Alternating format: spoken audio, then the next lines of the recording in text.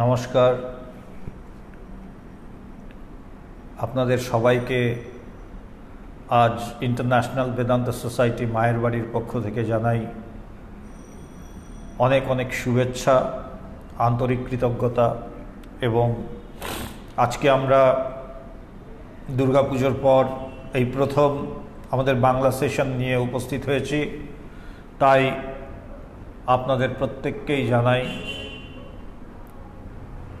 বিজয়ার শুভেচ্ছা, প্রীতি ও ভালোবাসা।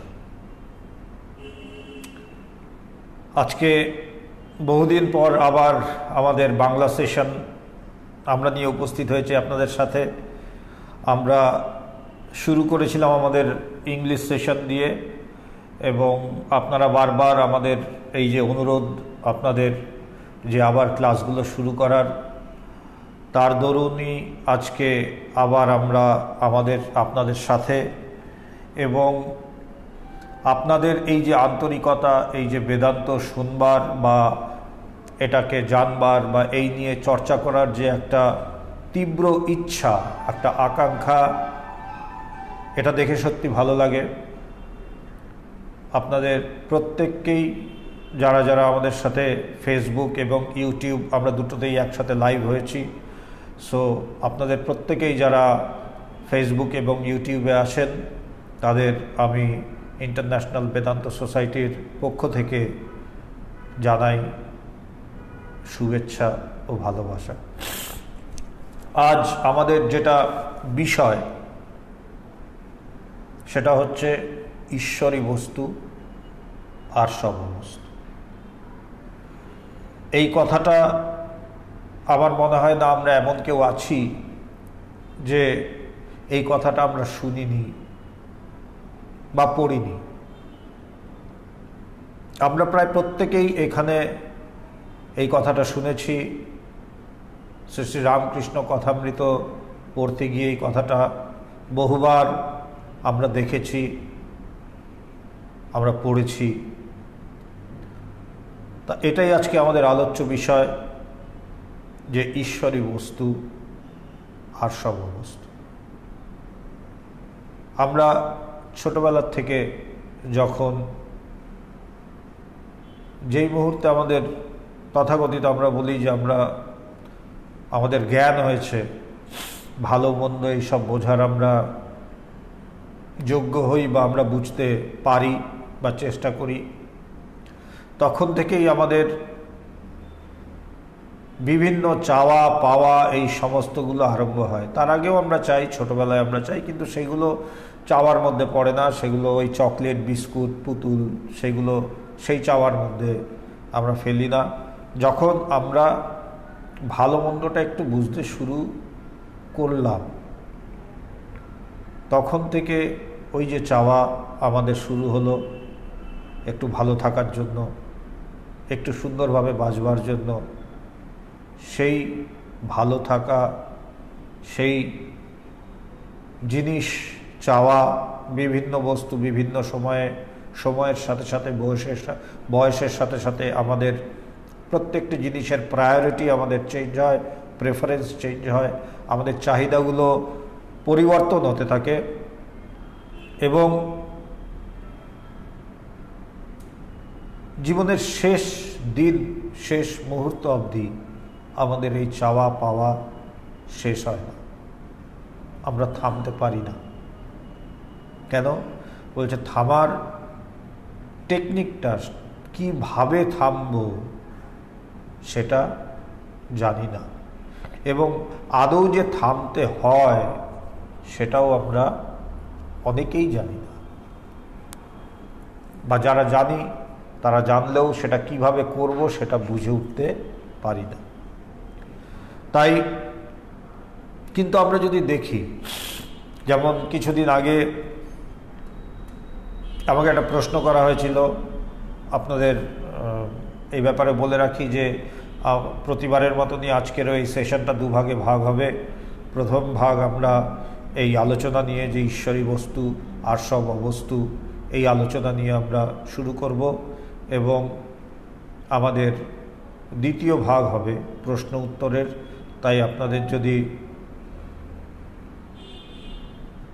কোনো প্রশ্ন থাকে আপনারা সেটা রেডি রাখতে পারেন। আমাদের যখন প্রশ্ন উত্তরের সেশন শুরু হবে আপনারা সেই প্রশ্ন করতে পারেন। তা আমাকে এখানে প্রশ্ন করা হয়েছিল একটা সেশনে যে জীবনে আমরা অনেক কিছু পাই, পেয়েও আমরা কেন ভালো থাকতে, সুখে থাকতে পারি না? আমরা সুখ আহরণ করার চেষ্টা করি কিন্তু আমরা সুখে থাকতে পারি না কেন? আমরা যদি আমাদের বাড়ির দিকেই তাকাই তাহলেই কিন্তু আমরা দেখব যে আজকের থেকে আমাদের যাদের বয়স 50 ঊর্ধ্ব তারা আমরা দেখব যে আজকের থেকে 50 বছর বা 30-40 বছর আগেও যদি আমরা দেখি তাহলে আমরা দেখব যে অনেক কিছুই আমরা পেয়েছি। আমাদের ঘরে আগে যা জিনিস ছিল তার চেয়ে অনেক জিনিস বেড়েছে। প্রতিটি বাড়িতেই এখন টিভি, ফ্রিজ এগুলো তো আছেই, কম্পিউটার, ল্যাপটপ, মোবাইল একাধিক প্রত্যেকের কাছে, এবং এটা আমাদের কাছে এখন একটা কমন জিনিস, খুব একটা আহামরি কিছু না। It's a part and parcel of our life. সেখানে এত কিছু পাওয়ার পর আমরা কেন হাসতে পারি না? আমরা কেন বলতে পারি না যে আমরা সুখে আছি? আমরা কেন বলতে পারি না আমরা যে খুব ভালো আছি? আমরা কেন প্রাণ খুলে আনন্দ করতে পারি না, প্রাণ খুলে হাসতে পারি না? তার একটাই কারণ যে কি, আমরা যা আহরণ করেছি, যা জোগাড় করেছি, যা দিয়ে আমার ঘর ভর্তি করেছি, প্রত্যেকটি অবস্তু। যদি সত্যি সত্যি বস্তু হতো তাহলে আমার জীবনে কিন্তু আনন্দ থাকতো, আমার মুখে হাসি থাকতো, আমি ভালো থাকতাম। কিন্তু আমরা দেখি যে আমাদের ঘরে এমন অবস্থা যে এমনও ঘর আছে যেখানে বসবার জায়গা পর্যন্ত থাকে না, মানে এত জিনিসে ভর্তি থাকে। এরকম ঘর আমরা প্রত্যেকেই প্রায় দেখেছি যে ঘরে এত জিনিস যে যারা থাকে তাদের ঠিকভাবে থাকবার জায়গা নেই, কিন্তু জিনিসে ভর্তি, বস্তুতে ভর্তি।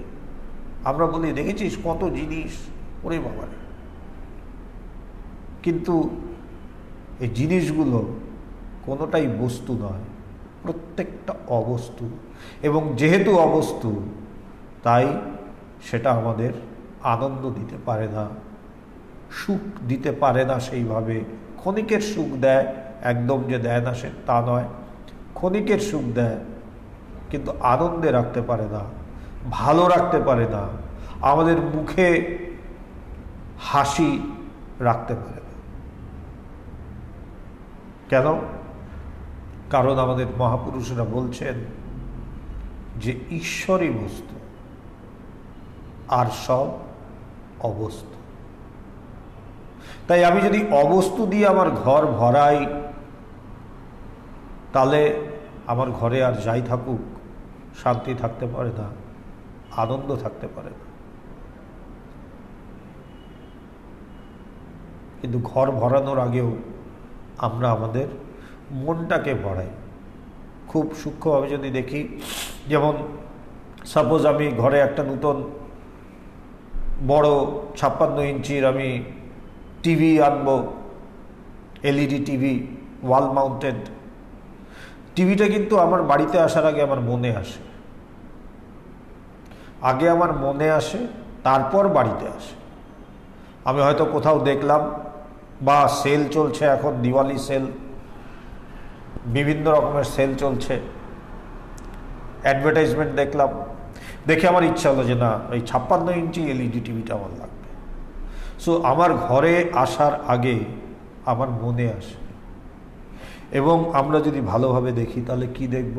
আমাদের মন এই অবস্তুতে ভর্তি।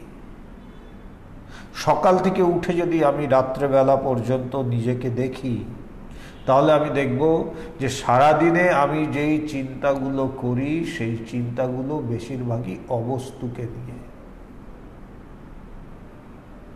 তাই অবস্তুকে নিয়ে যখন আমি চিন্তা করব, অবস্তু দিয়ে যখন আমার মন পরিপূর্ণ থাকবে, অবস্তু নিয়ে যখন আমি চিন্তা করতে অভ্যস্ত থাকব, তখন আমার মনে আনন্দ শান্তি কিছুতেই থাকতে পারে না। তাই আমাদের মহাপুরুষরা বললেন যে মনটাকে বস্তু দিয়ে ভরাও, এবং বস্তু কি? ঈশ্বর। ঈশ্বরই বস্তু আর সব অবস্থা।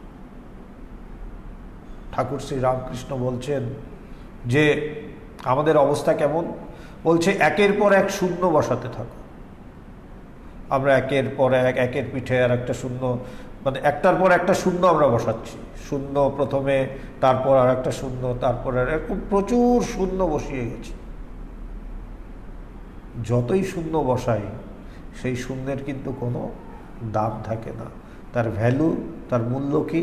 সে শূন্যই। কিন্তু ওই শূন্যের আগে যদি আমি এক বসাই, তাহলে প্রত্যেকটা শূন্য কিন্তু দামি হয়ে ওঠে। কেন? যেহেতু এক সামনে আছে। একের পরে একটা শূন্য বসালে 10 হবে, তারপর একটা শূন্য বসালে 100 হবে, তারপর বসালে 1000 হবে, এইভাবে সে বাড়তে থাকবে। এই একের নাম হচ্ছে ঈশ্বর। এই ঈশ্বরকে বাদ দিয়ে আমরা যখন অবস্তু, আমরা যাকে বস্তু বলি, যাকে আমাদের মহাপুরুষেরা অবস্তু বলছে, যাকে অবতার পুরুষেরা, ঠাকুরের মতো অবতার পুরুষরা যারা বলছে অবস্তু, এই সংসারের বাকি জিনিসগুলোকে, সেই অবস্তু দিয়ে যখন আমরা আমাদের ঘর, আমাদের মন সব কিছু ভর্তি করাই, তখন আমাদের বাড়িতে আর যাই থাকুক শান্তি থাকতে পারে না, আমার মনে আর যাই থাকুক আনন্দ থাকতে পারে না। তার মানে আমি কি এগুলোকে ফেলে দেব? আমার কি প্রয়োজন নেই? ঘর বাড়ি, TV, fridge, computer, laptop, mobile প্রয়োজন? বলছে আছে। এগুলো না হলে চলবে না। আমরা আমাদের জীবনটাকে এমনই বানিয়ে নিয়েছি যে আমার নিজের, যেমন খুব সুন্দর গানটা বলছে, দোষ কারো নয় গো মা, আমি সখাত সলিলে ডুবে মরি শ্যামা। এই প্রত্যেকটা জিনিসকেই আমি দামি করে তুলেছি, এবং এমন দামি করে তুলেছি যে এটা না হলেই নয়। আমাদের এখন অবস্থাটা এমনই হয়ে গেছে। কিন্তু এমন একটা সময় ছিল যখন টিভি ছিল না, এমন একটা সময় ছিল যখন কম্পিউটার ছিল না, এমন একটা সময় ছিল যখন মোবাইল ছিল না। কিন্তু ঠিক আছে, সময়ের সাথে সাথে আমাদেরকেও পরিবর্তিত হতে হবে। Change is a way of life, it is a part and parcel of life, well and good. কিন্তু জানতে হবে এগুলোর দাম তখনই হবে যখন সত্যি সত্যি যিনি দামি, সেই যে এক, সেই যে ঈশ্বর, তাকে যখন আমি জানব, সে যখন আমার জীবনে আসবে, আমি যখন তাকে লাভ করব, তখনই আমার জীবন পরিপূর্ণ হবে, তখনই আমার সব কিছু দামি হয়ে উঠবে। তার আগে এগুলোর এতটুকু দাম নেই। তাই ঠাকুর বলছেন খুব সুন্দর কথা, বলছে এক জানার নাম জ্ঞান, বহু জানার নাম অজ্ঞান। আমরা বহু কিছু জানি,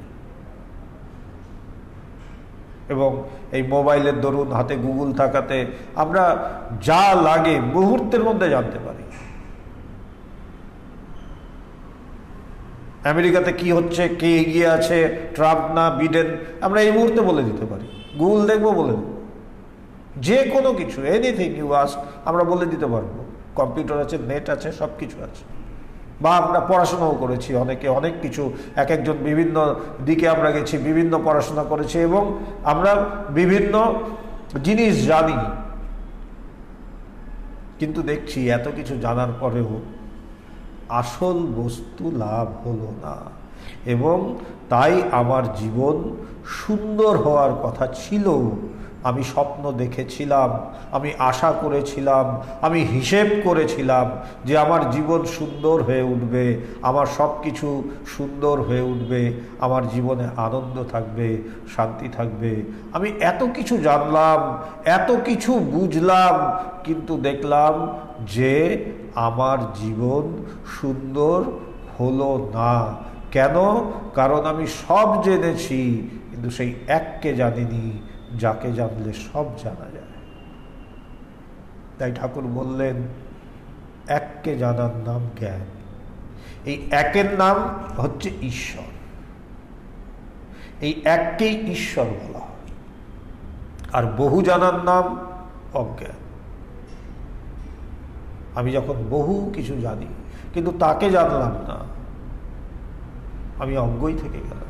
কিন্তু আমরা কি বলি, যে অনেক কিছু জানে বলি, জানিস তো লোকটা কি বিজ্ঞ, ভীষণ পণ্ডিত, ভীষণ জ্ঞানী ব্যক্তি। আমাদের মহাপুরুষরা বলছে না না, বস্তু লাভ হয়েছে? ঠাকুর জিজ্ঞাসা করছে, তোমার কি বস্তু লাভ হয়েছে? এই প্রশ্নটা কিন্তু আমাদের নিজেদেরকে প্রত্যেককে করা উচিত, যে আমার কি বস্তু লাভ হয়েছে? আমি কি তাকে জেনেছি যাকে জানলে সব জানা যায়? আমি কি তাকে জেনেছি যাকে জানলে জীবন পরিপূর্ণ হয়ে ওঠে, জীবন সুন্দর হয়ে ওঠে, জীবনের প্রতিটি মুহূর্ত সুন্দর হয়ে ওঠে? আমি কি তাকে জেনেছি? যদি না জেনে থাকি, সেটা জানা হয়নি। কেন? আমি বহু দেখছি, এই বহুর আড়ালে যে এক আছে তাকে আমি জানিনি। তাই বলছে তাকে জানো,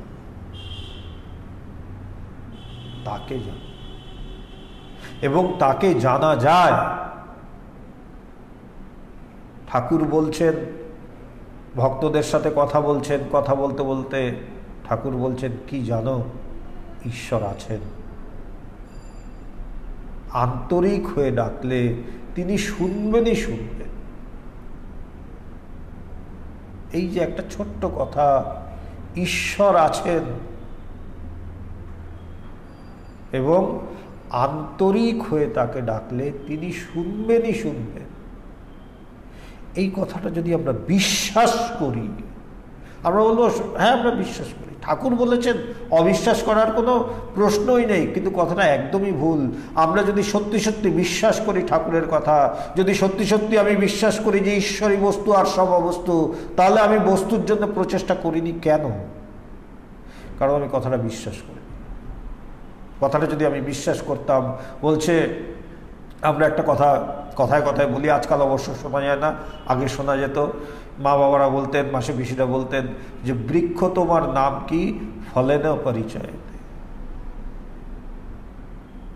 ফলেই পরিচয় হবে। সো আমার ফলটা কি? আমি ঠাকুরের কথা পড়েছি, আমি জানি হ্যাঁ স্বামীজি আমরা কত পড়েছি, কথামৃত আমার একদম মুখস্থ, কতবার পড়েছি, এবং পড়েছি তো ঈশ্বরী বস্তু সব অবস্তু। বলছে লাভ হয়েছে কি? না, সেটা হয়নি, সে অনেক কঠিন জিনিস। ঠাকুর কি বলেছেন কঠিন? ঠাকুর তো সহজ করে বললেন যে আন্তরিক হয়ে তাকে ডাকো, তিনি শুনবেনই শুনবেন। একবার তার জন্য কাঁদো। বলছে লোকে ঘটি ঘটি কাঁদে, ঘটি ঘটি কাঁদে, মাছ ছেলে সব কিছুর জন্য। ঠাকুরের ভাষা যে কি, বউ ছেলে মেয়ে এই ওই সব কিছুর জন্য ঈশ্বরের কাছে সে কাঁদে। শুধু কাঁদে না, ঈশ্বরের জন্য। ঈশ্বর অপেক্ষা করে থাকেন একজন, অন্তত একজন, যে আমার কাছে আমার জন্য কাঁদবে। তিনি অধীর আগ্রহে বসে থাকেন যে কেউ একজন আসবে যে আমার কাছে বসে কাঁদবে আমার জন্য, তাকে আমি ধরা দেব। কিন্তু আমরা কাঁদি সব কিছুর জন্য কাঁদি। ঠাকুর ঘরে বসে কাঁদিনি এমন খুব কমই আছে যারা ঈশ্বরে বিশ্বাসী। কিন্তু মুশকিল হচ্ছে প্রত্যেকেই প্রায় কেঁদেছি আমরা, ঠাকুরের কাছে অভিযোগ করেছি, জানিয়েছি, কষ্ট জানিয়েছি, কিন্তু শুধু কি করিনি, ঠাকুরের জন্য কাঁদিনি, ঈশ্বরের জন্য কাঁদিনি। ঠাকুর দেখাচ্ছেন, ঠাকুর শ্রীরামকৃষ্ণ দেখাচ্ছেন কিভাবে তাকে ডাকতে হয়। তিনি গঙ্গার তীরে দাঁড়িয়ে পশ্চিম দিকে তাকিয়ে দেখছেন যে সূর্য অস্ত যাচ্ছে এবং তিনি কাঁদছেন যে মা আরেকটা দিন গেল, তুই তো দেখা দিলি না মা, তুই বাবা খাবাকে দেখা দিয়েছিস, তুই রামপ্রসাদকে দেখা দিয়েছিস, তুই আমাকে দেখা দিবি না বলে তিনি কাঁদছেন, মুখ রগড়াচ্ছেন সেই মাটিতে। আমরা জানি তুমি কেঁদেছো, হ্যাঁ কেঁদেছি। কার জন্য? ওই যে ছেলের শরীর খারাপ ছিল। ঈশ্বরের জন্য কাঁদতে হবে। কেন কাঁদি না? কারণ আমি বুঝিনি, আমি বিশ্বাস করিনি ঠাকুরের কথাটা যে ঈশ্বরই বস্তু আর সব অবস্তু। যদি বিশ্বাস করতাম তাহলে তো আমি ঈশ্বরের জন্যই কাঁদতাম, তাহলে আমি ঈশ্বরের জন্য কাঁদতাম, আমি ঈশ্বরের কাছে অন্য কোনো কিছুর জন্য কাঁদতাম না।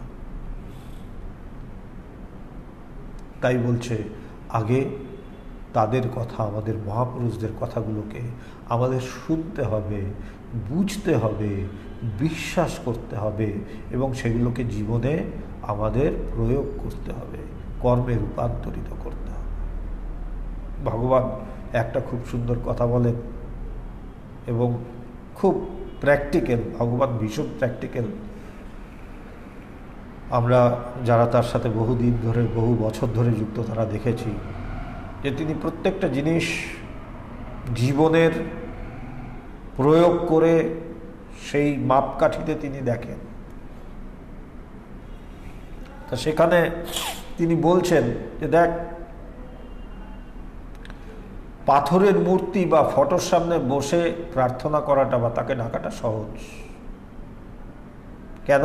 কারণ তিনি কিন্তু নড়েন চড়েন না সেখানে, তাই আমরা যা ইচ্ছা করতে পারি। কিন্তু তিনি যখন জীবিত থাকেন তখন তার পাশে গিয়ে বসাটা একটু কঠিন, একটু মুশকিল। কিভাবে বুঝবো? আমরা জানি এই যে ঠাকুরের কথা যেটা নিয়ে আজকে বসেছি, যে ঈশ্বরই বস্তু আর সর্ববস্তু, আমরা জানি যে ঠাকুর বহুবার এই কথা বলে গেছেন। তিনি বহুবার বলে গেছেন যে মনুষ্য জীবনের উদ্দেশ্য ঈশ্বর লাভ, এবং তিনি কিন্তু কোথাও বলেননি যে এই ঈশ্বর লাভ খুব কঠিন, পারা যায় না। বরঞ্চ তিনি বলেছেন যে তাকে আন্তরিক হয়ে ডাকো, তিনি শুনবেনই শুনবেন। আমরা কথামৃত পড়ি, বিশ্বাস করি না। আমরা পড়ি ঈশ্বরী বস্তু আর সব অবস্তু, বিশ্বাস করি না। এটাই আমাদের অসুবিধে। আমরা জানি যে ঠাকুর বারবার বলছেন আগে ঈশ্বর লাভ করো। তোমাকে সংসার করতে মানা করেনি, তোমার টিভি, ফ্রিজ, গোদরেজ থাকবে না তা নয়, কিন্তু আগে তাকে জানো, না হলে তোমার জীবন শেষ হয়ে যাবে, তুমি শান্তি খুঁজে পাবে না। তা যেই ঠাকুর এই কথা বলেছেন, আমরা সেই ঠাকুরের সামনে কি চাই? আমরা যদি একটু নিজের দিকে তাকাই, বহুবার ঠাকুরের সামনে, সেটা কোনো মিশনে গিয়ে হোক, আমি ঠাকুর বলতে শুধু রামকৃষ্ণ দেবকে বোঝাচ্ছি না, আমি যে কোনো মহাপুরুষের কথা বলছি, প্রত্যেকেই একই কথা বলে গেছে। এমনকি আমাদের উপনিষদেও বলছে আত্মানং বিদ্ধি তমেবৈক জানথ আত্মনম অন্যবাচ বিমুঞ্চথ, যে সেই একমাত্র আত্মাকে জানো, অন্য বাক্য পরিত্যাগ করো। উপনিষদেও বলে গেছে, এটা নিরাকার ব্রহ্মের দিক থেকে বলেছে। এবং সাকার ব্রহ্মে কি বলছে? যে তাকে জানো, ঈশ্বরকে জানো, মনুষ্য জন্মের উদ্দেশ্য ঈশ্বর লাভ, নো দাই সেলফ। তা আমরা কোনো মহাপুরুষের সামনে গিয়ে, কোনো মন্দিরে গিয়ে বা মঠে গিয়ে, মিশনে গিয়ে, ঠাকুরের সামনে বা অন্য যে কোনো মহাপুরুষের সামনে প্রণাম করে আমি যদি দেখি যে আমি কি চেয়েছি ছোটবেলা থেকে, কি চেয়েছি? ঠাকুর বলছেন ঈশ্বরী বস্তু আর সর্ববস্তু।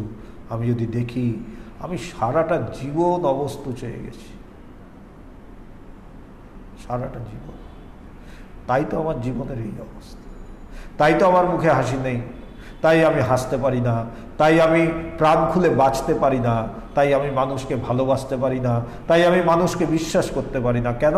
প্রথমেই ভুল, আমি অবস্তু দিয়ে শুরু করেছি, যেখানে আমাদের মহাপুরুষেরা বলেছেন বস্তু লাভ করো, আগে আগে বস্তু লাভ, এবং বস্তু মানে ঈশ্বর। তা আমরা ঠাকুরের প্রতিকৃতির সামনে, ঠাকুরের মূর্তির সামনে আমরা দিনের পর দিন অবস্তু চেয়ে গেছি, অসুবিধে নেই। কেন? ঠাকুর তো ফটো থেকে বেরিয়ে চর মারবে না, আমরা তো সেই ভক্ত না যে ঠাকুর ফটো থেকে বেরিয়ে চর মারবে। যাই চাই না কেন, টাকা পয়সা যাই চাই না, কিন্তু যখন তিনি জীবিত ছিলেন রানী রাসমণি চায়নি, তিনি শুধু মোকদ্দমার কথা, কোর্টের কথা ভাবছিলেন।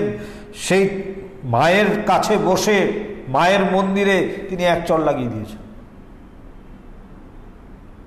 তাই ভগবানের কথা খুব প্র্যাকটিক্যাল কথা, যে অবতার পুরুষরা বা মহাপুরুষরা যখন জীবিত থাকে তখন তাদের সঙ্গ করাটা একটু কঠিন, কিন্তু যদি করা যায় তাহলে কিন্তু সব পেয়ে যাওয়া যায়।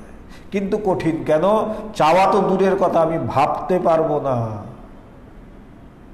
ভাবলেই চর বসাবে। কিন্তু তার ফটোর সামনে বসে আমরা কি কোনোদিনও এই কথা ভেবেছি যে ঠাকুর তুমি রানী রাসমণিকে চর মেরেছিলে, তিনি শুধু কোর্টের কথা ভাবছিলেন, মোকদ্দমার কথা ভাবছিলেন, একটা কেসের কথা ভাবছিলেন, আর আমরা ঠাকুরের সামনে বসে কি না ভাবি, শুধু ঠাকুর ছাড়া। তাই বলছে কেন করি? কারণ বিশ্বাস করিনি।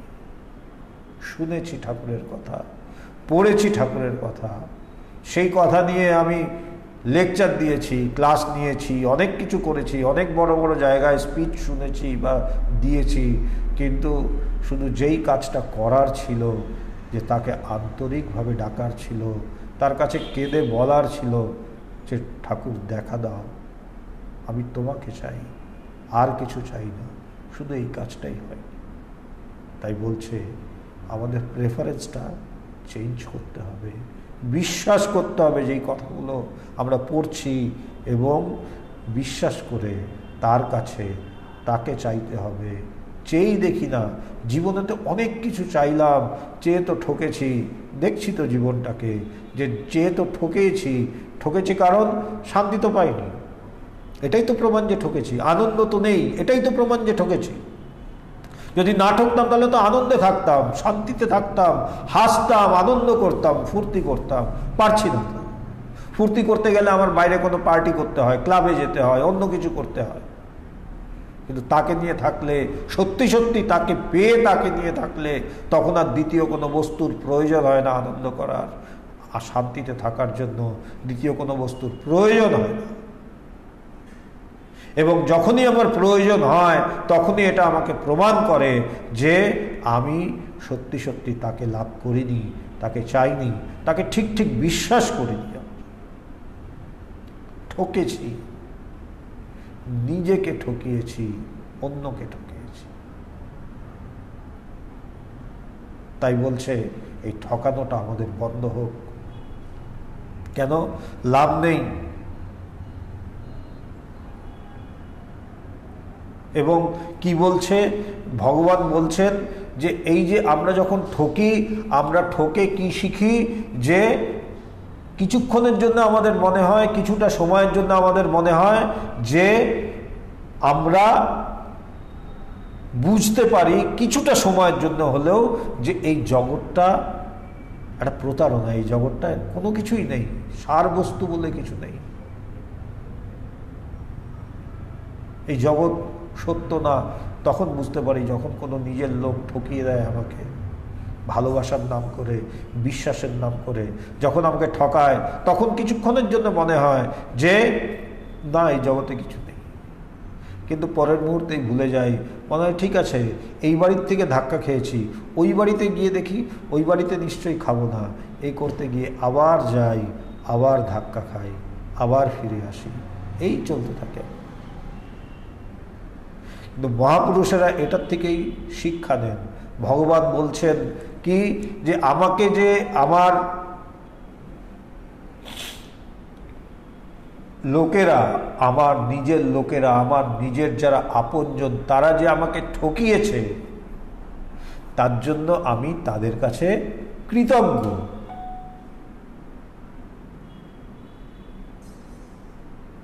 কেন কৃতজ্ঞ?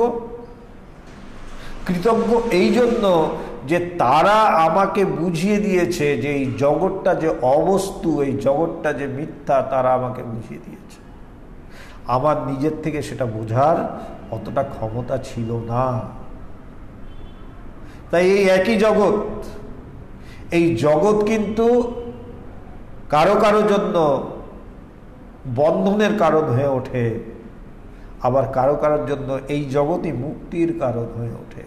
যে জানবে যে আমি যখন ঠকলাম, বুঝে গেলাম যে এর মধ্যে কিছু নেই, সে একটা রাস্তা বের করার চেষ্টা করে যে কিভাবে এইখান থেকে বেরোনো যাবে, এবং সে পেয়েও যায়। যে চায় সে পায়। বলছে আন্তরিক হয়ে তাকে ডাকো, তিনি শুনবেনই শুনবেন। তাই আমি যখন জানতে পারবো যে এই জগৎ সত্য নয়, তখন আমি এই জগতের হাত থেকে বেরোনোর চেষ্টা করব। জগতের হাত থেকে বেরোনো মানে কিন্তু সন্ন্যাসী হওয়া নয়, সত্যকে জানা, সেই বস্তুকে লাভ করা। তাই বলছে এই জগৎ কিন্তু আমাদের মাঝে মাঝেই বুঝিয়ে দেয় যে সেটা অবস্তু, কিন্তু ক্ষণিকের জন্য আমাদের সেই বিশ্বাস বা সেটা ধারণাটা আসলেও আমরা আবার সেটাতে প্রলুব্ধ হয়ে যাই, আবার তার দিকে ছুটি, কি যে অমুক আমাকে ঠকিয়েছে কিন্তু ইনি আমাকে ঠকাবেন না, এই চলতে থাকে। আর মহাপুরুষেরা ওইখান থেকেই তারা আসল জিনিসটা বেছে নিয়ে বেরিয়ে আসে। কি ভগবান বলছেন খুব সুন্দর, যে হে ঈশ্বর, তুমি যে বস্তু সেটা বুঝতে পেরেছি, কিন্তু জগৎ যদি আমাকে না ঠকাতো তাহলে আমি এত তাড়াতাড়ি বুঝতে পারতাম না যে এই জগৎ যে অবস্তুতে ভর্তি, এই জগৎ যে বাস্তবিক অবস্তু, এটা জগৎই আমাকে বুঝিয়ে দিয়েছে। কেন? প্রতিটি পদক্ষেপে আমি ঠকে ঠকে বুঝে গেছি যে এই জগৎ অবস্তু। তাই কি বলছে, যে এই জগতে ধাক্কা খাওয়া, কষ্ট পাওয়া ভালো। আধ্যাত্মিক পথে কষ্ট পাওয়াটা, দুঃখ পাওয়াটা খুব ভালো। কেন? এটা আমাকে ঈশ্বরের দিকে আরো এগিয়ে দেয়। আমি আরো তাড়াতাড়ি যেতে পারি, আমি তার কাছে, আমার পথ আরো সুন্দর হয়ে যায়, আরো পরিষ্কার হয়ে যায়, যদি আমি বুঝি যে জগৎ অবস্তু, একমাত্র বস্তু ঈশ্বর। তাই যখনই আমরা কষ্ট পাব, যখনই আমরা দুঃখ পাব, আমরা যদি একটু ভাবি, আমরা তাহলে দেখতে পাব যে এটা যেন ঈশ্বরেরই কৃপা। তিনি চাইছেন যে তুই আয় আমার কাছে, জগৎ যে অবস্তু তোকে তো আমি বুঝিয়েই দিচ্ছি, এখন শুধু বুঝে নে যে আমি বস্তু।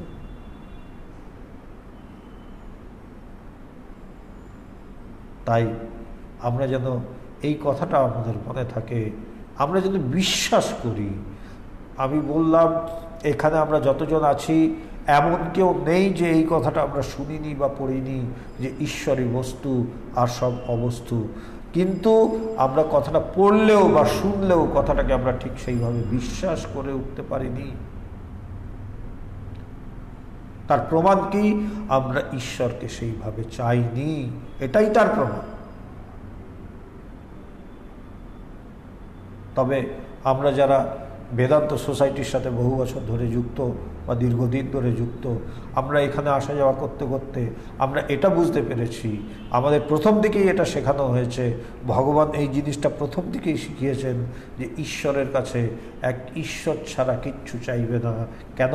তাহলে তুমি ঠকে যাবে।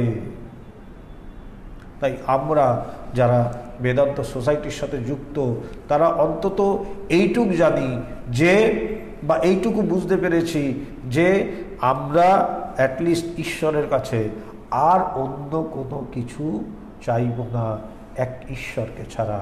এবং সেই চাওয়ার তীব্রতাটাই হচ্ছে আসল জিনিস।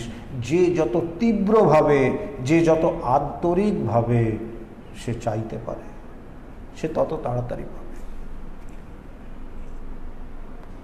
আমার চাওয়ার উপর সমস্ত কিছু। তাই বলছে ঠিক ঠিকভাবে চাও, আন্তরিক হয়ে তাকে ডাকো। এবং আমার জীবন, আমার কর্ম, আমার চিন্তা ভাবনা, এগুলোই কিন্তু আমাকে আমার প্রমাণ দেবে। আমার প্রমাণের জন্য অন্য কোথাও যাওয়ার আমার কোনো প্রয়োজন নেই। আমাকে কোথাও যেতে হবে না আমি ঠিক না বেঠিক জানার জন্য। আমি নিজের মনের দিকেই যদি তাকিয়ে দেখি যে আমার চিন্তাগুলি কেমন, আমি কি ঈশ্বরকে চাইছি না আমি জগৎ চাইছি, আমি ঠাকুরের সামনে বসে আমি কি বস্তু চাইছি না অবস্তু চাইছি। যদি বস্তু চাই, বস্তু মানে ঈশ্বরকে যদি আমি চাই, যদি আমি দেখি যে ঈশ্বরের প্রতি আমার টান প্রতিদিন বাড়ছে, একটু একটু করে হলেও বাড়ছে, এতটুকু করে হলেও বাড়ছে, যদি আমি দেখি ঈশ্বরের প্রতি বিশ্বাস আমার বাড়ছে, তাহলে আমি জানবো যে আমি ঠিক ঠিক এগিয়ে চলেছি। আমার দ্বিতীয় কারো প্রয়োজন নেই এটা বলার যে আমি ঠিক না বেঠিক। আমার চেয়ে বেশি কে জানে যে আমি ঠিক না বেঠিক। তাই একটাই জিনিস বলছে কি, যে তুমি ঠিক না বেঠিক সেটা বলার জন্য দ্বিতীয় কারো কোনো প্রয়োজন নেই। কারো কোনো প্রয়োজন, তুমি এগোচ্ছ কি না এই পথে ঠিক ঠিকভাবে তোমার মনই তোমাকে বলে দেবে। কি যে আমার সেই বস্তুর প্রতি টান কি বেড়েছে, আমি কি সত্যি সত্যি আমার মন বস্তুকে দিয়ে, যথার্থ বস্তুকে দিয়ে ভরিয়ে রেখেছি, নাকি আমি আমার মন অবস্তু দিয়ে ভরিয়ে রাখছি।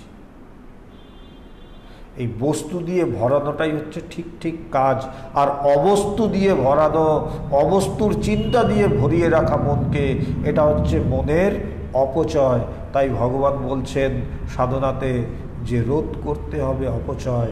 অপচয় রোধ মানে এই অপচয় সবচেয়ে বড় অপচয়, মনের অপচয়।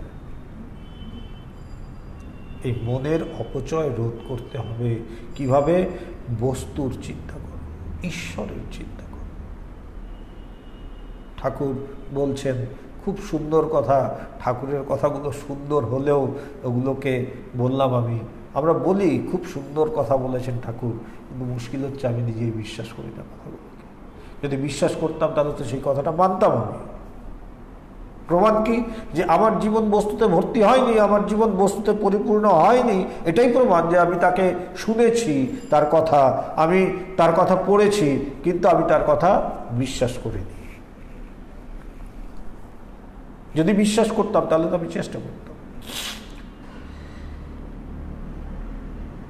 ঠাকুর বলছেন সদা সর্বদা মন ঈশ্বরেতে রাখবে। কি? সদা সর্বদা মন ঈশ্বরেতে রাখবে মানে ওই একই কথা হলো, মনের অপচয় করো না, মানে চিন্তাগুলো যেন বস্তু কেন্দ্রিক হয়, মানে ঈশ্বর কেন্দ্রিক হয়। আমরা যেন ঈশ্বরকে নিয়ে চিন্তা করি। চিন্তা যদি করতেই হয় তাহলে যেন ঈশ্বরকে নিয়ে চিন্তা করি। চিন্তার ঊর্ধ্বে যদি উঠতে পারি তাহলে তো ক্যা বাত। চিন্তা শূন্য যদি হয়ে যেতে পারি তাহলে তো কোনো প্রশ্নই নেই। কিন্তু চিন্তা শূন্য অবস্থা অর্থাৎ সমাধিস্থ তো সবসময় থাকা যায় না। তাই বলছে পারলে চিন্তা শূন্য হতেই হবে। কেন? এটাই জীবনের উদ্দেশ্য, ঈশ্বর লাভ। এটাকে ঈশ্বর লাভ বলছে, এটাকেই আত্মজ্ঞান, ব্রহ্মজ্ঞান, ঈশ্বর লাভ বলছে। সমাধি ব্যতীত এর কোনো প্রসঙ্গই নেই। যেখানে আমি চিন্তা শূন্য হয়ে গেলাম, যেখানে আমার মন নির্বিষয় হয়ে গেল, চিন্তা শূন্য হয়ে গেল। কিন্তু ওই অবস্থা সবসময় থাকে না, সবসময় ওই অবস্থায় থাকা যায় না। তাই চিন্তার রাজ্যে ফিরে আসতে হয়। তাই বলছে চিন্তা যদি করতেই হয় ঈশ্বর চিন্তা করো।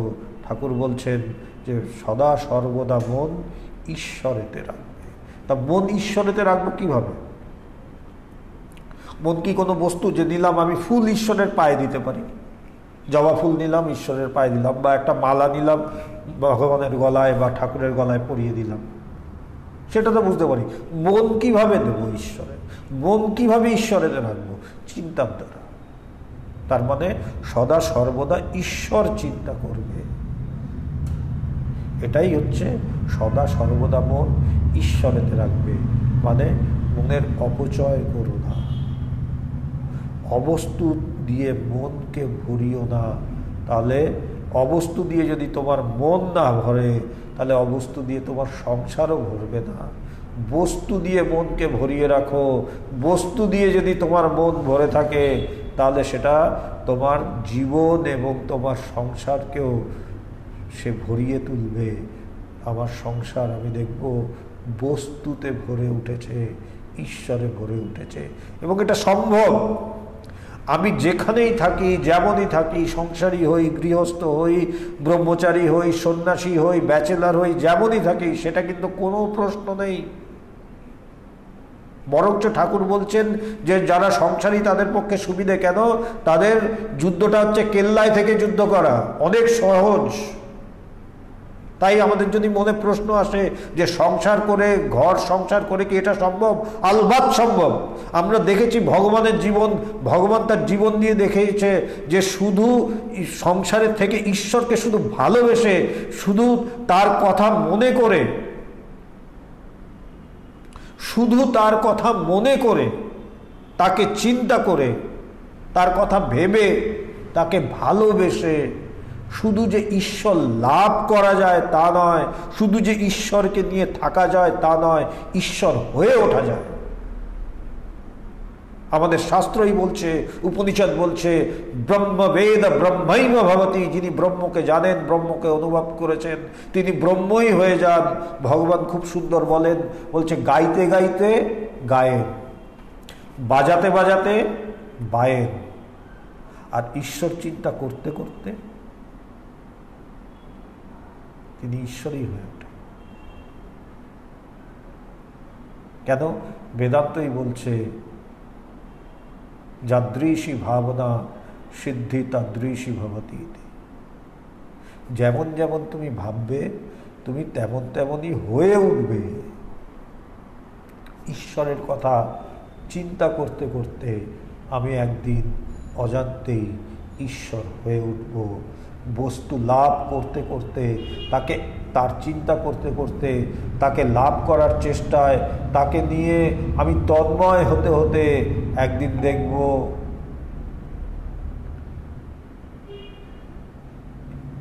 দেখব যে আমার মধ্যে আর ঈশ্বর চিন্তা আসছে না।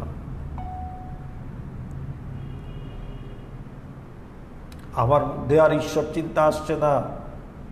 আমার মধ্যে ঈশ্বরের চিন্তা আসছে না মানে আমি ঈশ্বর হয়ে উঠেছি, তখনই আমার ঈশ্বর চিন্তা আসবে। আজকেই ভগবান বলছিলেন সন্ধ্যাবেলায়, একটু আগেই কিছু ভক্তর সাথে কথা বলছিলেন, ভক্তদের সাথে। তা সেখানে বলছিলেন যে দেখ, আমার কোনো কাজ নেই, তোদের কাজ আছে, আমার কোনো কাজ নেই। আমি এমন একজন যার কর্ম ত্যাগ হয়ে গেছে, এমনকি আমার ঈশ্বর চিন্তাও নেই। কি দারুণ কথা! বলছে এমনকি আমার ঈশ্বর চিন্তাও নেই। কেন? বলছে আমি এমনভাবে ঈশ্বর চিন্তা করেছি যে ঈশ্বর চিন্তা করতে করতে আমি ঈশ্বরই হয়ে উঠেছি। তাই তিনি বললেন যে এমনকি আমার ঈশ্বর চিন্তাও নেই। এবং কেন নেই? কারণ তিনি এমনভাবে ঈশ্বর চিন্তা একসময় করেছেন যে করতে করতে তিনি ঈশ্বর হয়ে উঠেছেন। যখন আমি হয়ে উঠি তখন আর তার চিন্তা আমার হয় না, কারণ আমি হয়ে গেছি। স্বামীজি বলছেন দু ধরনের লোকের ঈশ্বরের প্রয়োজন নেই, ভগবানের প্রয়োজন নেই। এক হচ্ছে যারা অসুর প্রকৃতি, আমরা যাদের বলি, যারা ঈশ্বরে বিশ্বাসী নয়।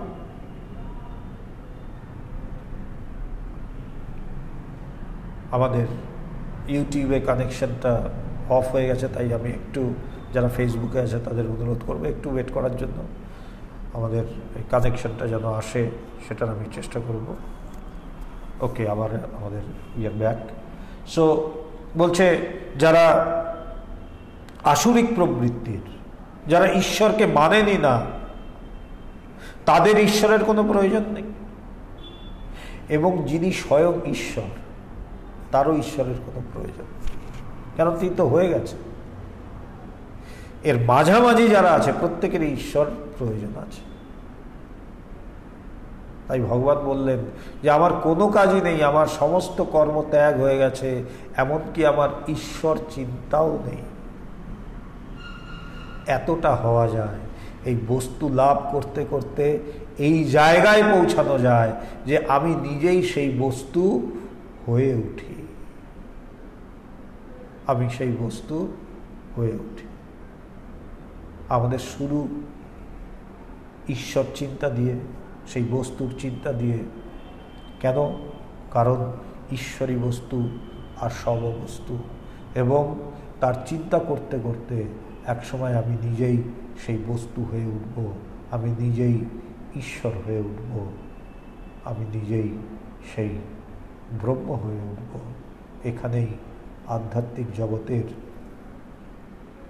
পরিসমাপ্তি বলা যাবে না, কারণ এই অনন্তের ইতি করতে নেই ঠাকুরের কথা, কিন্তু it is one of the most ultimate achievement, যেখানে আমি নিজে সেই ব্রহ্ম হয়ে উঠি। পরমম ব্রহ্মবেদ ব্রহ্মৈব ভবতি।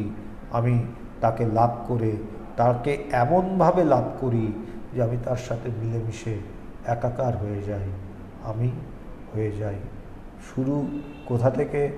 যে ঈশ্বরী বস্তু আর সব অবস্তু, এই কথাটার থেকে শুরু, এবং আমাদের কোথায় পৌঁছাতে হবে? যেখানে আমি নিজেই সেই বস্তু হয়ে যাই। তাই আমরা যেন ঠাকুরের কথায় বিশ্বাস করি। আবার বলছি, আমরা বিশ্বাস করি না। আমরা পড়ি, আমরা বলি, আমরা শুনি, বিশ্বাস করি না। আমরা যেন ঠিক ঠিক বিশ্বাস করি, আমরা যেন সেই কথাগুলোকে আমাদের জীবনে রূপান্তর করি, কর্মে রূপান্তর করি, আমাদের জীবনটাকে সুন্দর করি। কারণ বলাই হচ্ছে মনুষ্য জীবন দুর্লভতম জীবন। এই জীবনটা যেন আমরা হেলায় নষ্ট না করি, আমরা যেন এমনি ব্যর্থ না হই, আমাদের জীবনকে যেন ব্যর্থ না করি, আমরা যেন সুন্দর হয়ে উঠি, জীবনের একটা মানে যেন আমরা খুঁজে পাই, আমাদের জীবনটা যেন সুন্দর হয়ে ওঠে। এর সাথে সাথে আজকে আমাদের এই সেশন, যে ঈশ্বরী বস্তু আর সব বস্তু, এটা আমি শেষ করছি। এবার আপনাদের যে প্রশ্নগুলো আছে, আমি সেই প্রশ্নগুলো এখন আমি নেওয়ার চেষ্টা করব। আপনাদের যারা যারা আপনারা প্রশ্ন করতে চান আপনারা করতে পারেন, বা অলরেডি যারা করেছেন আমি সেই প্রশ্নগুলো আমি এখন নেব।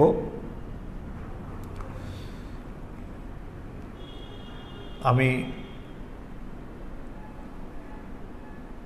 প্রশ্নে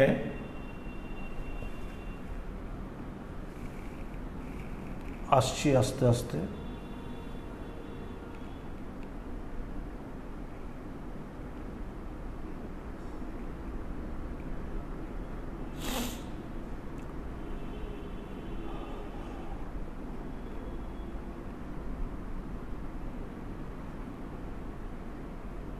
আমাদের প্রথম প্রশ্ন আমি যা দেখতে পাচ্ছি সেটা হচ্ছে ফ্রম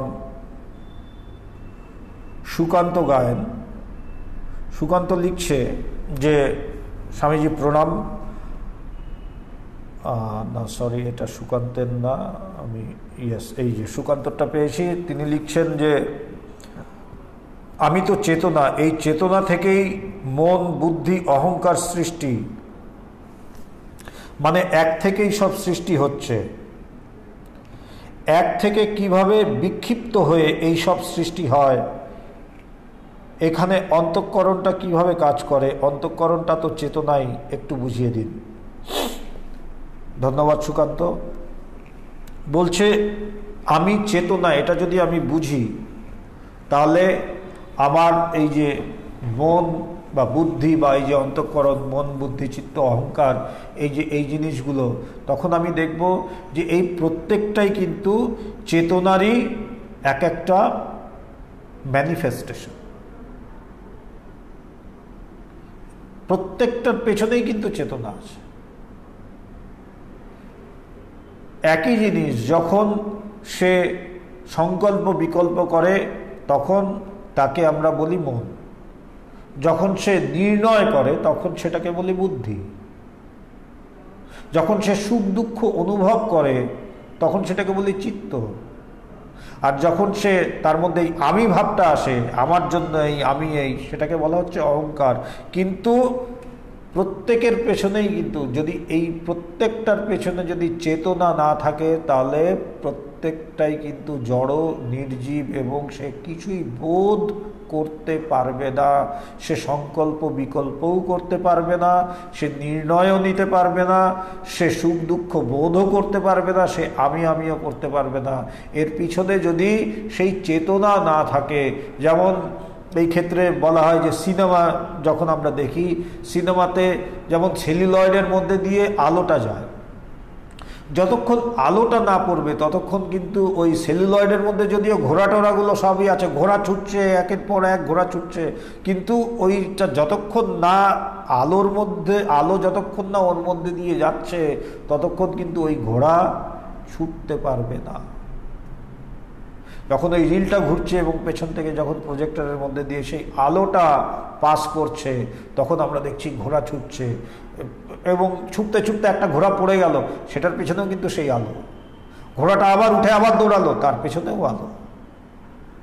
একজন মরতে মরতে বেঁচে গেল, তার পেছনেও সেই আলো। আবার একজন বাঁচতে বাঁচতে মরে গেল, তার পেছনেও সেই আলো। এই আলো না হলে কোনোটাই থাকে না।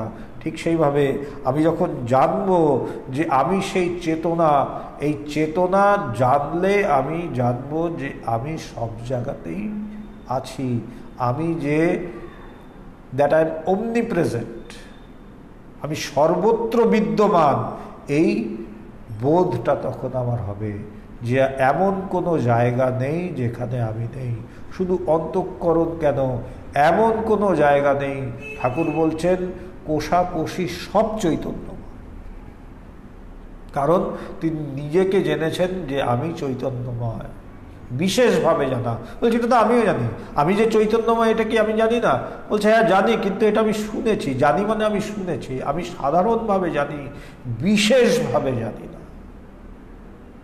এই যে বিশেষভাবে জানা যে আমি সেই চৈতন্য, আমরা গান শুনছি, আমরা গান গাইছি যে আমার চেতনা চৈতন্য করে দে মা চৈতন্যময়ী। এই যে চেতনার চৈতন্য হওয়া, যে আমি জানলাম যে I am verily that consciousness, তখন আমি দেখব এই কনসিয়াসনেসই চারিদিকে খেলে বেড়াচ্ছে, বিভিন্নভাবে বিভিন্ন জায়গায় এই একই চৈতন্যেরই খেলা চলেছে। সে আমার অন্তঃকরণই হোক, এই বিশ্ব ব্রহ্মাণ্ডই হোক, এই বেষ্টি হোক বা সমষ্টি হোক, সেই একেরই খেলা। তখন আমি এই বহুর মধ্যে বা বহুর আড়ালে আমি সেই এককেই দেখব, এরই নাম জ্ঞান। তাই বললাম, ঠাকুর বলছেন এক জানার নাম জ্ঞান। এক জানা মানে আমি জানবো এই যে বহুত্ব আমি দেখছি, এই সমস্ত বহুত্বের আড়ালে সেই এক চৈতন্যই আছে। সেটা আমার এই শরীরের সূক্ষ্মাতি সূক্ষ্ম জিনিস হোক, আর এই বিশ্ব ব্রহ্মাণ্ডের মতো এক অনন্ত জিনিসই হোক, যাই হোক না কেন, এক চৈতন্যেরই খেলা চলছে সব জায়গায়, সর্বত্র। এই একই যেন বহু হয়ে খেলে বেড়াচ্ছে। তাই প্রথমে এটাকে বোধে বোধ করতে হবে যে আমি সেই নিত্য শুদ্ধ বুদ্ধ মুক্ত আত্মা, আমি সেই চৈতন্য স্বরূপ, প্রজ্ঞানম ব্রহ্ম। আমার এই যে জ্ঞান, এই যে চৈতন্য, এটাই ব্রহ্ম। তখন আমি দেখব যে বহুই দেখি আর এক দেখি, তাতে আমার কোনো অসুবিধা নেই। এবং আরও গভীরে গেলে দেখব যে বহু কোনোদিন হয়নি, একই আছে, একই আছে। এটা বেদান্তের চরম কথা, যে এক আত্মা বা ব্রহ্ম ব্যতীত দ্বিতীয় বস্তু নেই। এটা আরও ডেভেলপড স্টেজের কথা, অজাতবাদের কথা, যেখানে বলছে এক ব্যতীত, এক আত্মা বা ব্রহ্ম ব্যতীত দ্বিতীয় বস্তু নেই। তাই প্রথম জিনিস হচ্ছে আমাকে ওই বস্তু লাভ করতে হবে। আমি যে সেই চৈতন্য, সেই চৈতন্যকে লাভ করতে হবে, সেই চৈতন্যকে জাগিয়ে তুলতে হবে। আমাকে প্রার্থনা করতে হবে তার কাছে যে আমার চেতনা চৈতন্য করে দে মা চৈতন্য। শুধু গান গাওয়া না, আমি যেন এটা বোধে বোধ করি।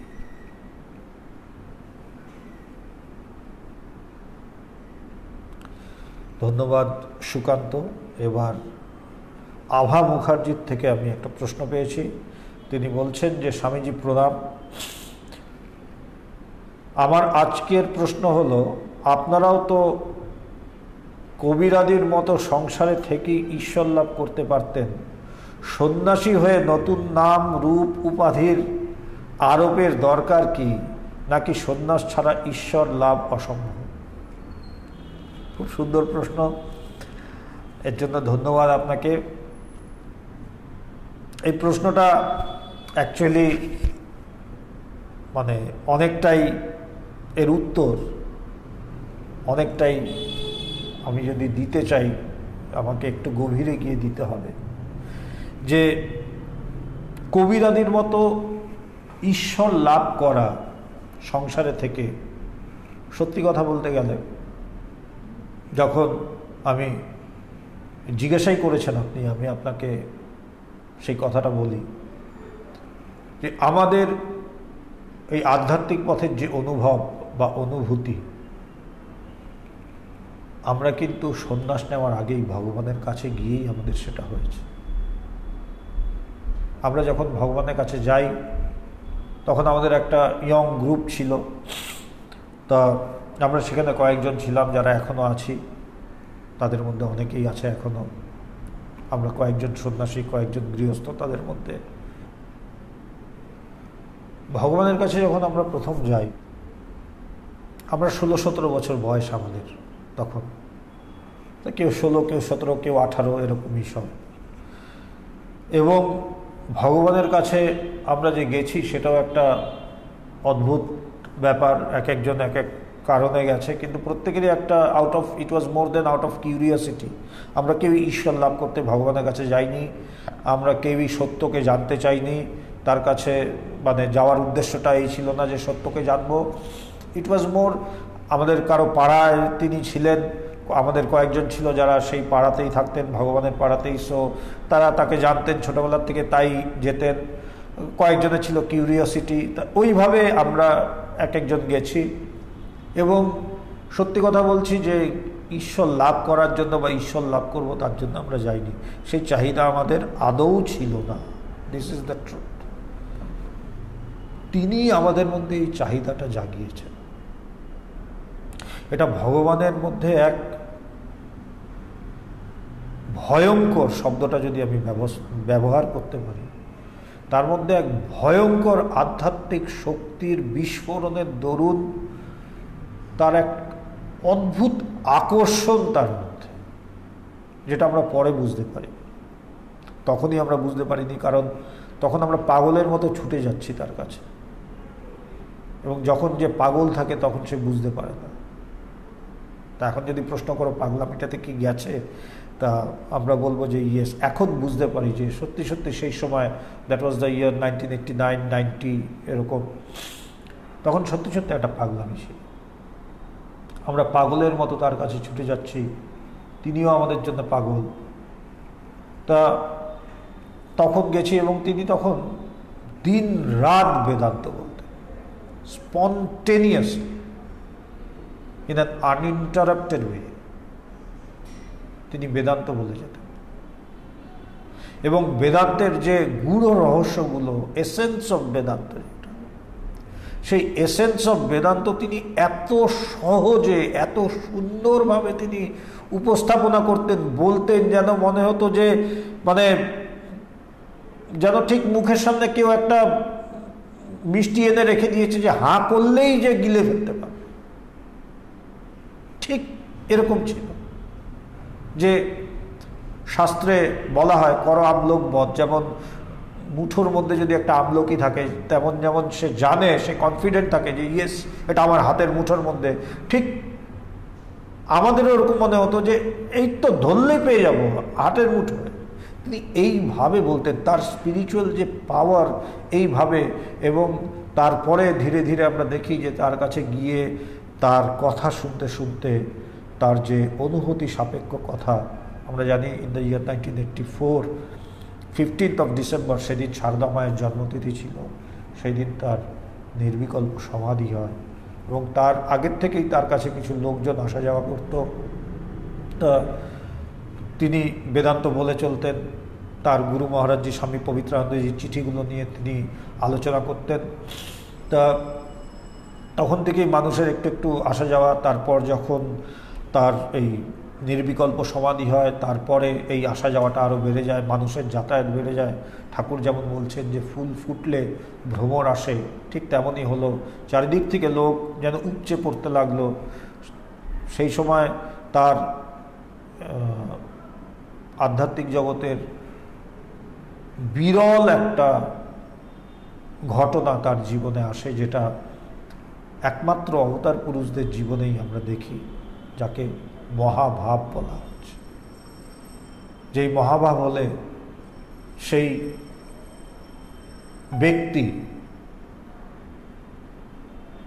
ব্যক্তি মানুষকে মুক্ত করার শক্তি তার আসে। তিনি তার কথায়, তার স্পর্শে, তার দৃষ্টিতে তিনি আরও বিভিন্নভাবে তিনি মুক্ত করতে পারেন। যেটা বললাম এতক্ষণ, আমরা বলছিলাম যে ঠাকুরের কথা, ঠাকুর বলছেন মনুষ্য জন্মের উদ্দেশ্য ঈশ্বর লাভ, সেই ঈশ্বর লাভটা তিনি করিয়ে দিতে পারেন। They get that power, that strength, কিন্তু তার জন্য তাদের শারীরিক মানসিক ভয়ঙ্কর একটা অবস্থা যায়, which is beyond human experience, which is beyond human speculation or মানে ইমাজিনেশন। আমরা যেটা চিন্তাও করতে পারি না, কথামৃতে বা আমরা স্বামী শারদানন্দের যে লীলা প্রসঙ্গ সেখানে আমরা পাই, বা আমরা ভগবানের জীবনেও আমরা দেখি যে ভয়ঙ্কর কিছু তাদের অনুভব হয়, কষ্ট, যেখানে প্রচণ্ড মাঝে মাঝে কষ্ট হয়, আবার মাঝে মাঝে খুব দারুণ এক্সপিরিয়েন্সও হয়, অনুভূতিও হয়। কিন্তু তখন ওই মহাভাব আসলে তাদের শরীর মন সব কিছু তছনছ হয়ে যায়। ছোট্ট একটা উদাহরণ দিই, ঠাকুর বলছেন যে মহাভাব কেমন জানো, একটা কুঁড়ে ঘরের মধ্যে যদি একটা হাতি ঢুকে যায়, কুঁড়ে ঘরটার যেমন অবস্থা হবে যে ওটা আর কিছু থাকবে না। একটা কুঁড়ে ঘরের মধ্যে একটা হাতি ঢুকলে যেমন কুঁড়ে ঘরের আর কিছু থাকে না, ঠিক তাদের অবস্থা তেমনই হয়। ওই শক্তির দরুনি তার কাছে আমরা দেখলাম, ওটা আমরা অনেক পরে বুঝেছি যে সেই শক্তির দরুনি, এখনো বোঝার চেষ্টা করছি, কারণ অবতার পুরুষদের বোঝা মানুষের, এমনকি মহাপুরুষদেরও ধারণারও বাইরে। বলাই হচ্ছে বিজ্ঞে না বোঝে, তাদের কার্যকলাপ বিজ্ঞে না বোঝে। তা যাই হোক, তখন আমরা দেখলাম যে তার কাছে গিয়ে তার কথা শুনতে শুনতে, তার স্পর্শে, তার দৃষ্টিতে, এমনকি সে হয়তো কারো কথা চিন্তা করছে, সেইখানে তার সেই জায়গা, সে হয়তো তার পাশেও নেই, অনেক দূরে, অনেক দূরে বসে সে চিন্তা করছে, কিন্তু সেখান থেকে তার মুক্তি, যাকে আমরা ঈশ্বর লাভ বা আত্মজ্ঞান বা মোক্ষ বলি, সেই মুক্তি লাভ তার হচ্ছে। সো আমরা আমাদের যে আধ্যাত্মিক জগতের মূল যে অনুভূতি, সেগুলো কিন্তু আমরা সেই সময়টাতেই আমাদের হয়েছে, ব্যাক ইন দ্য ইয়ার 91, 92, 93। তখন আমাদের সন্ন্যাস হয়নি কারোই, আমরা সন্ন্যাস আশ্রমে আসিনি, আমরা আমাদের পূর্বাশ্রমেই ছিলাম। আমাদের সন্ন্যাসের কথা যখন তুমি বললে, তো আমি বলি যে অ্যাকচুয়ালি সন্ন্যাসটাও কিন্তু আমাদের যে হয়েছে, আমরা যে ইচ্ছা করে সন্ন্যাস নিয়েছি তা নয়। It was as if by the divine command. কে যেন আমাদের বাধ্য করলো সন্ন্যাস নিতে, কে যেন আমাদের বাধ্য করলো এই পথে আসতে, কে যেন আমাদের বাধ্য করলো এই আধ্যাত্মিক জগতের অনুভূতির জগতে প্রবেশ করতে, কে যেন বাধ্য করলো আমাদের এই জীবন অ্যাকসেপ্ট করতে যে সন্ন্যাস নেব। ইট ওয়াজ নট আওয়ার মিয়ার উইশ, যে আমরা ইচ্ছা করেছি, আমরা ইচ্ছা জাহির করেছি যে আমরা সন্ন্যাস নেব, নট দ্যাট। এক মহাশক্তি বলতে পারো তাকে, বা যাই বলো না কেন, তারই নির্দেশে আমাদের যতটুকু যা, সেই মহাশক্তির নির্দেশ যা ভগবানের মধ্যে আমরা দেখেছি বছরের পর বছর, একদিন নয়, দুদিন নয়, বছরের পর বছর তার মধ্যে আমরা দেখেছি, অনুভব করেছি। যেমন বললাম, আমি নিজের চোখে দেখা বহু মানুষের গভীর ধ্যান সমাধি আমার চোখের সামনে, কাঁদতে কাঁদতে স্থির হয়ে গেল। শীতের দিনে প্রচণ্ড ঘামছে দরদর করে, গরমের দিনে প্রচণ্ড কাঁপছে, কাঁপতে কাঁপতে হয়তো স্থির হয়ে গেল। কেউ কাঁদতে কাঁদতে স্থির হয়ে গেল, তার বাহ্য জগতের আর কোনো হুঁশই নেই। এরকম বহু বহু বহু ঘটনা আমাদের চোখে দেখা। সো বেদান্ত সোসাইটিতে এই যে ঈশ্বর লাভ, আমরা যে কথাটা বলি যে ঈশ্বর আছেন, ঈশ্বর বা আত্মা বা ব্রহ্ম যাই বলো, তিনি আছেন, তাকে অনুভব করা যায়। ঈশ্বর লাভ, আত্মজ্ঞান, ব্রহ্মজ্ঞান মনুষ্য জীবনের উদ্দেশ্য, এই যে আমরা কথাগুলো বলি, we just don't say them, we live them. আমরা কথাগুলো অনুভব করেছি তাই বলছি। আমি বিরাট কোনো পণ্ডিত নই, আমি বিশাল কোনো শাস্ত্রজ্ঞ নই।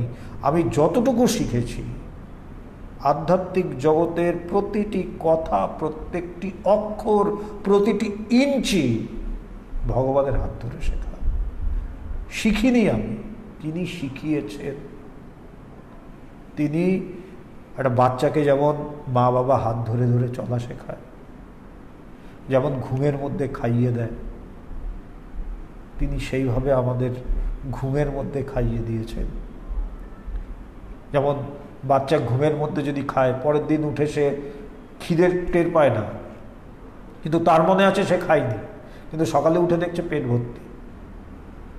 সেটা দেখেই কিন্তু বোঝা যায় যে ওর যদি বুদ্ধি থাকে বুঝে নেব তো যে আমাকে খাইয়ে দিয়েছে ঘুমের মধ্যেই, আমি টের পাইনি, ঘুমিয়েছিলাম। হয় না বাচ্চাদের যে একটু উঠিয়ে টেয়াই বাবু খা খা বলে খাইয়ে দেয়, সে টেরও পায় না, সে খায় ঠিকই কিন্তু তার মনে থাকে না কিছু, কিন্তু পরের দিন সকালে উঠে দেখছে যে পেট ভর্তি আছে। তাই তার যদি বুদ্ধি থাকতো, যদি ততটা জ্ঞান থাকতো, সে বুঝে ফেলতো যে মা আমাকে রাত্রেবেলায় ঘুমের মধ্যেই খাইয়েছে। ঠিক ভগবানও ঠিক সেইভাবেই আমাদেরকে কাউকে জাগিয়েই খাইয়েছে, কাউকে ঘুমের মধ্যে খাইয়েছে। আমাদের হাত ধরে ধরে প্রতিটি পা আধ্যাত্মিক জগতের ফেলতে শিখিয়েছে, চলতে শিখিয়েছে। সো আধ্যাত্মিক জগতের যতটুকু, from the very first moment, যেদিন থেকে আমি তার কাছে আসি বা আমরা তার কাছে আসি, সেই থেকে আজকে অবধি যতটুকু ঘটনা, যা ঘটনা, যতটুকু শিক্ষা, যা শিক্ষা, প্রত্যেকটাই ইট ওয়াজ। এখন আমরা বুঝি, যখন আমরা নিজেদের মধ্যে আমরা যখন অনুধ্যান করি, আমরা যখন এটাকে মন্থন করি, আমরা যখন নিজেদের মধ্যে এটা অনুধ্যান করি, আমরা যখন নিজেদের মধ্যে মন্থন করি, তখন আমরা বুঝি যে আমাদের এক মহাশক্তি যেন চালিত করেছে এই পথে আসার জন্য, এই পথে চলার জন্য, সন্ন্যাস নেওয়ার জন্য, যা বলি না কেন। বললাম দ্য ভেরি ফার্স্ট মোমেন্ট, যেই মুহূর্ত থেকে আধ্যাত্মিক জগৎ আমাদের শুরু হয়েছে, এবং শুধু আধ্যাত্মিক জগৎ কেন বলবো, আমাদের ইনফ্যাক্ট জন্ম থেকে এখন পর্যন্ত। কারণ সবচেয়ে মজার ব্যাপার হচ্ছে, আজকে একটু খুলে বলছি যেহেতু প্রশ্নটা খুব সুন্দর প্রশ্ন, কারণ আধ্যাত্মিকতা কিন্তু শুধু শাস্ত্রে বা তত্ত্বে নয়, সেটা জীবনে। যেমন বললাম যে ঈশ্বরী বস্তু আর সব অবস্তু, ঠাকুর তার জীবন দিয়ে দেখিয়ে গেছেন জিনিসটা। আমরা ভগবানের জীবনে দেখেছি জিনিসটা। একজন ঈশ্বর চিন্তা করতে করতে ঈশ্বর হয়ে গেছেন ঠাকুরের জীবনে আমরা দেখি, আমরা ভগবানের জীবনে দেখছি। ঠিক সেইভাবেই আজকে যে কথাগুলো আমি বলছি এই মুহূর্তে, সেই কথাগুলো আমি দেখে অনুভব করে বলছি। কারণ এই তত্ত্বগুলো জীবিত থাকে জীবনের মধ্যে দিয়ে। যেমন শ্রীরামকৃষ্ণ, শ্রীকৃষ্ণ, রামচন্দ্র, চৈতন্যদেব, ভগবান, they are the living religion, they are the living spirituality. শুধু তত্ত্ব না, তারা জীবন দিয়ে একটা তত্ত্বকে প্রমাণিত করে যান, প্রতিষ্ঠিত করে যান, পুনঃ প্রতিষ্ঠা করে যান। তাই বলছি কথাটা যে শুধু আধ্যাত্মিক জগৎ কেন, আধ্যাত্মিক জগতের প্রথম দিন বা প্রথম মুহূর্তের থেকে কেন, আমরা যখন আমাদের জন্ম হয়, আমাদের যখন আমরা জন্মাচ্ছি, ভগবান ঠিক সেই সময়টায় আমাদের ওই এলাকাটায় এসছেন। তার আসার কথা ছিল না সেই এলাকা। তিনি প্রথম থেকেই খুব সাহিত্যপ্রিয় মানুষ ছিলেন, নাটক, যাত্রা এসব নিয়ে তিনি থাকতেন, ভালো লাগতো কালচারাল দিকটা। তাই আমাদের ওইখানে ওই গুয়াহাটিতে একটা জায়গা ছিল, সেটা হচ্ছে রেস্ট ক্যাম্প। সেই জায়গাটা খুব কালচারালি রিচ, ওই রেলওয়ে কলোনির মধ্যেই কালচারালি রিচ জায়গা হচ্ছে রেস্ট ক্যাম্প। তা ভগবানের খুব ইচ্ছে ছিল, যেহেতু তিনি কালচারাল ব্যাপারটা নিয়ে খুব থাকতেন, তাই তার ইচ্ছে ছিল যে তিনি ওই জায়গায় যেন কোনো রেলওয়ে কোয়ার্টার পান। কিন্তু অদ্ভুতভাবে তিনি ওই জায়গায় না পেয়ে তিনি রেলওয়ে কোয়ার্টার পেলেন গোশালাতে, ইস্ট গোশালা, মালিগাঁও। এবং আমরাও ঠিক সেই সময় ওই গোশালার চারিপাশে আমাদের জন্ম হচ্ছে। এমনকি যারা ওইখানে জন্মায়নি তারাও ঠিক ওই সময় নিজের নিজের জায়গার থেকে ওই গোশালাতে এসে পা রেখেছে। সো ইট ওয়াজ অর্ডেইনড, এক দিব্য যেন আদেশ বা নির্দেশ। তাই বেদান্ত সোসাইটির প্রতিটি জিনিস, আজকে সকালেও কথা হচ্ছিল, আমাদের আলোচনা হচ্ছিল যে বেদান্ত সোসাইটির প্রত্যেকটি জিনিস খুব গভীর এবং গম্ভীর।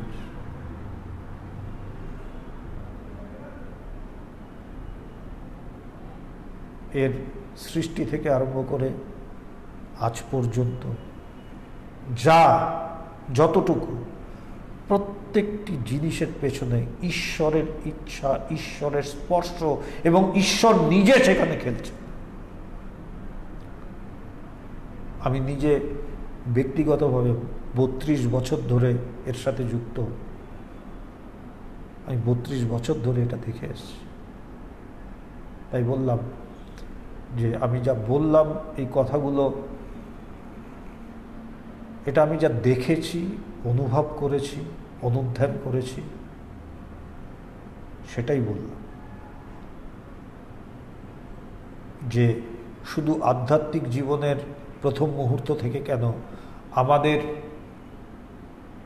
জীবনের প্রথম মুহূর্ত থেকে আজ পর্যন্ত যেন আমরা ভগবানেরই এই কাজের জন্য সব একসাথে হলাম। ভগবানও ঠিক সেই সময় ওখানে এলেন, ওই জায়গাতে আমরা সবাই একসাথে দেখা হলো। বহু ঝড়, বহু বিপদ, বহু বাধা, প্রতিকূলতা, সমস্ত কিছু ফেস করে, সমস্ত কিছুকে ডিঙিয়ে, সমস্ত কিছুকে অতিক্রম করে আজকে বেদান্ত সোসাইটি সারা বিশ্ব জুড়ে কাজ করছে। তাই আমি যে ইচ্ছা করে সন্ন্যাস নিয়েছি তা নয়, আমি ইচ্ছা করে আধ্যাত্মিক পথে এসেছি তা নয়। আমি বিশ্বাস করুন, আমি জীবনে ভাবিনি আমি আধ্যাত্মিক পথে আসবো। সন্ন্যাস নেওয়া তো অনেক অনেক দূরের কথা। কিন্তু আবার বললাম, এটা যেন একটা দৈব নির্দেশ। আমরা বাধ্য, আমরা বাধ্য। এক দৈবাদেশে এবং দৈব ক্রিয়ায় যেন সমস্ত কিছু হয়ে চলেছে। সবচেয়ে সুন্দর আমরা যখন এর দ্রষ্টা হয়ে থাকি, এবং ভগবানের কাছে এই প্রার্থনা করি আমরা প্রত্যেকেই যেন তার লীলার দ্রষ্টা হয়ে থাকি, দেখতে থাকি তার লীলা। Let him play, let him do, let him act, let us be the instrument of his action. আমরা যেন তার নিমিত্ত হয়ে থাকি, তিনি যেন আমাদের মধ্যে দিয়ে খেলতে পারেন, আমাদের মধ্যে দিয়ে তার কাজ করতে পারেন, এবং আমরা যেন তার প্রাণ ভরে দেখতে পারি। এর সাথে সাথে আজকে আমাদের এই সেশন আমরা শেষ করছি। আপনাদের সাথে আবার আমাদের দেখা হবে আগামী রবিবারে। সব কিছু ঠিকঠাক থাকলে আমরা হিন্দি সেশন নিয়ে আবার আপনাদের কাছে উপস্থিত হব। নমস্কার।